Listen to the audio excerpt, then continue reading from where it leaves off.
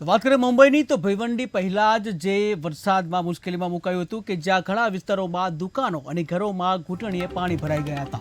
ત્યારે સવારથી ભિવંડીના ઘણા વિસ્તારોમાં ભારે વરસાદના કારણે ભિવંડીના ઘણા વિસ્તારોમાં પાણી ભરાઈ ગયા હતા. જ્યાં દર વર્ષની જેમ આ વર્ષે પણ ભારે વરસાદ કે જ્યાં ભિવંડીના તીનબત્તી માર્કેટ, કલ્યાણ નાકા અને જૈતપુરા વિસ્તારમાં તબાહી મચાવી છે. ત્યારે શહેરના તમામ માર્ગો 1.5 થી 2 ફૂટ પાણીમાં ગરકાવ થઈ ગયા હતા અને અનેક વિસ્તારોમાં દુકાનો અને ઘરોમાં પણ પાણી ઘૂસી જતા લોકોને ભારે નુકસાન થઈ રહ્યું છે.